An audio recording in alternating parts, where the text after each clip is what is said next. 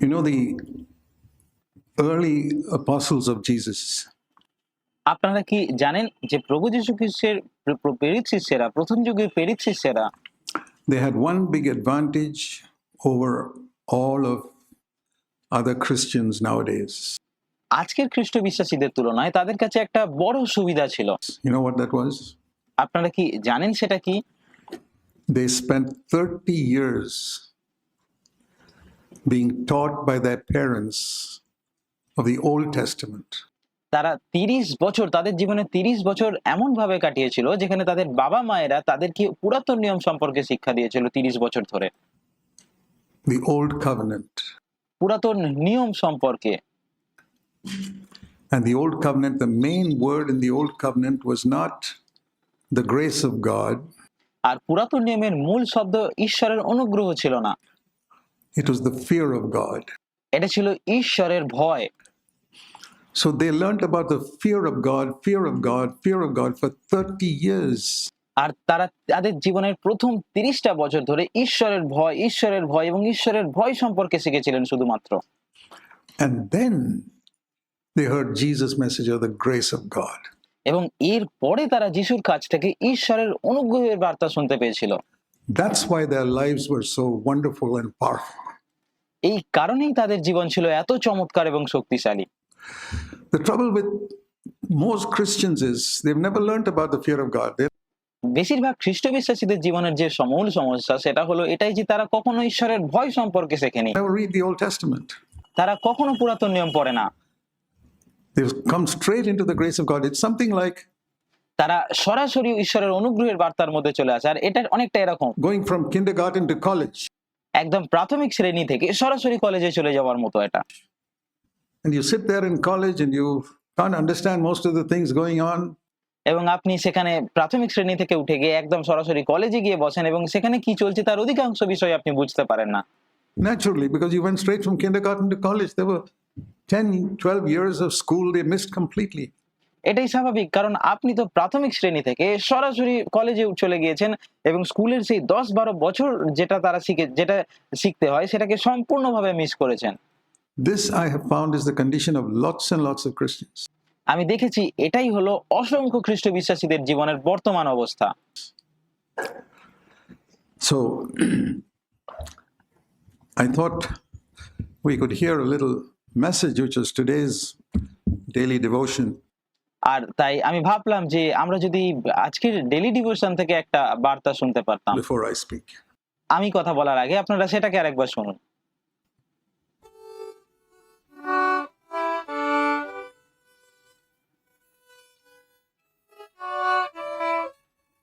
If the fear of God does not keep you from the things that Jesus spoke about, যিশু যে বিষয়গুলোর কথা বলেছিলেন, ঈশ্বরের ভয় যদি আপনাকে সেই বিষয়গুলোর থেকে দূরে রাখতে না পারে, then we haven't really understood the grace of God properly. তাহলে আমরা আসলে ঈশ্বরের অনুগ্রহ সঠিকভাবে বুঝতেই পারিনি। We can have a faulty understanding of grace.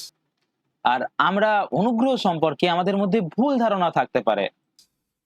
Like I said last Sunday, ঠিক যেমনটা আমি গত রবিবারেও বলেছি।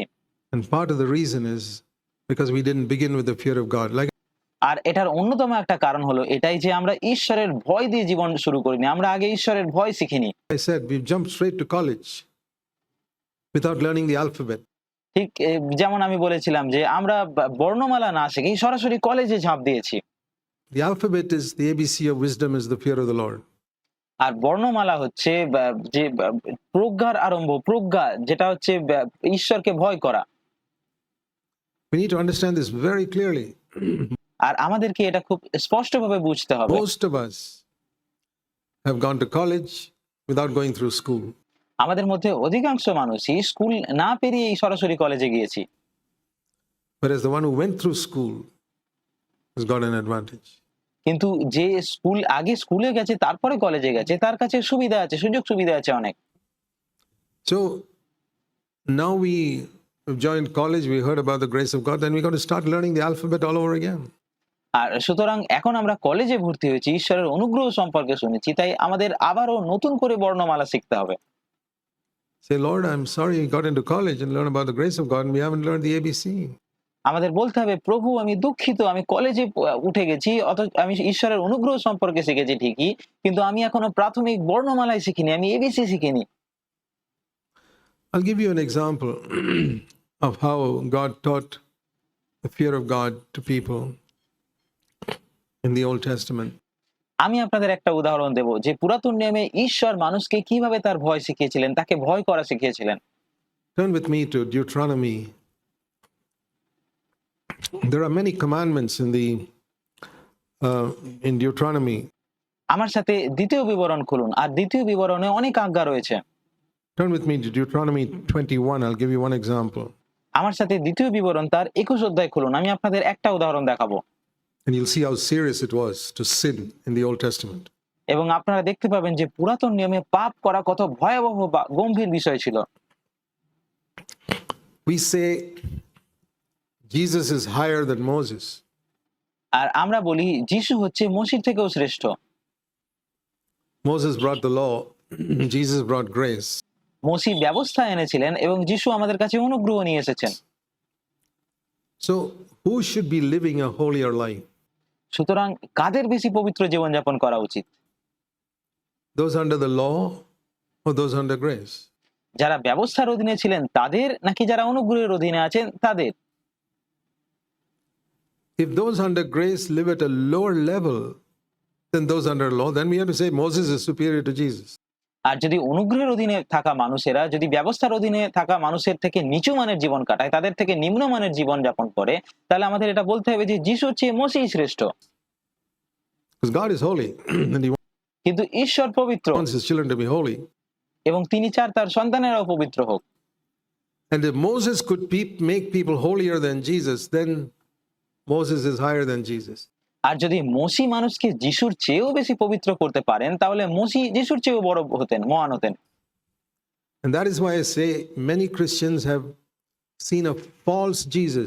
আর এই কারণেই আমি বলি যে অনেক খ্রিস্ট বিশ্বাসী আছে যারা প্রভু যিশু সম্পর্কে একটা মিথ্যা পরিচয় পেয়েছে এবং তারা একটা অন্য যিশুকে দেখেছে। Preachers have proclaimed a false Jesus. প্রচারকেরা এক মিথ্যা যিশুর কথা প্রচার করেছেন, এক অন্য যিশুকে প্রচার করেছেন, who allows you to live in sin. যিনি আপনাকে পাপের মধ্যে বাস করতে প্রশ্রয় দেন, যে যিশু আপনাকে পাপের মধ্যে থাকতেও প্রশ্রয় দেন। And it doesn't matter, you keep on sinning. আর আপনি পাপ করে যান, তাতেও কিছু যায় আসে না। My blood is there to cleanse you.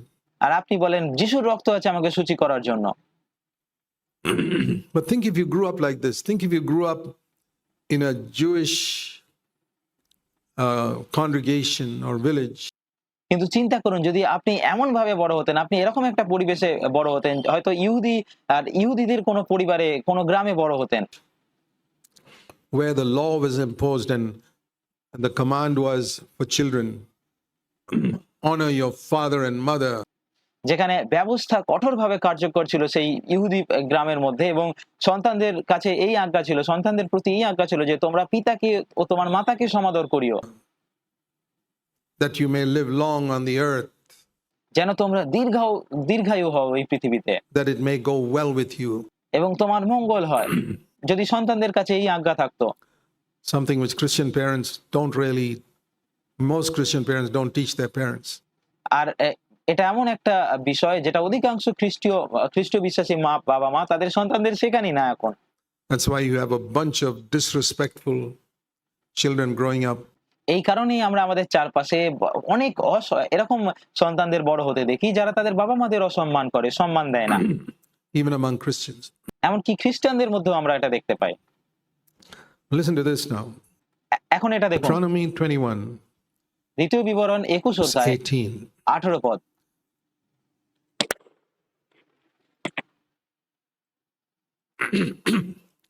If a man has a stubborn and rebellious son, এখানে বলছে যদি কাহারো পুত্র অবাধ্য ও বিরোধী হয়, he will not obey his father or his mother. পিতামাতার কথা না শুনে বা মায়ের কথা না শুনে। You know anybody like that? আপনি কি এরকম কাউকে জানেন? In any of your homes? আপনাদের কারোর বাড়িতে এরকম কেউ কি আছে? Your children? আপনার সন্তানেরা কি এরকম? And when they chastise him, that means they punish him. এবং যখন তাহারা তাহারা শাসন করিলেও, যার মানে হচ্ছে যখন তারা তাকে মারে বা শাসন করে, he will not even listen to them.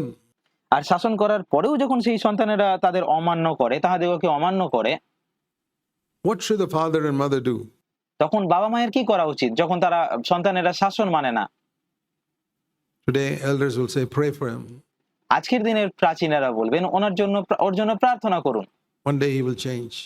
একদিন ও ঠিক পাল্টে যাবে, বদলে যাবে। Moses didn't say that. কিন্তু মুসি এমনটা বলেননি। His father and mother will seize him, bring him to the elders of the city, gateway of his hometown, বলছে 19 পদে, তবে তাহার পিতামাতা তাহাকে ধরিয়া নগরের প্রাচীন বর্গের নিকটে ও তাহার নিবাস স্থানের নগরদ্বারে লইয়া যাইবে, and they will say to the elders, this son of ours is stubborn and আর তারা নগরের প্রাচীন বর্গকে বলিবে, আমাদের এই পুত্র অবাধ্য rebellious. ও বিরোধী, He will not obey us, eating and drinking, আর আমাদের কথা মানে না, সে অপব্যয়ী ও মদ্যপায়ী। a glutton and a drunkard. Then all the men of the city will stone that boy to death. আর তারপরে বলছে যে তাহাতে সেই নগরের সমস্ত পুরুষ তাহাকে প্রস্তরাঘাতে বধ করিবে। Thus you will remove evil from your midst, and all of Israel watch this, and they will learn to fear God. আর এই রূপে তুমি আপনার মধ্যে হইতে দুষ্টাচার লোপ করিবে, আর সমস্ত ইসরায়েল শুনিয়া ভয় পাইবে। You and I would learn to fear God too if you saw that. আর আপনি এবং আমি যদি এটা দেখি, এরকম ভাবে কোন সন্তানকে হত্যা করতে দেখি, তাহলে আমরাও ঈশ্বরকে ভয় করব। And every child who disobeyed the parents would learn to fear God if they saw that.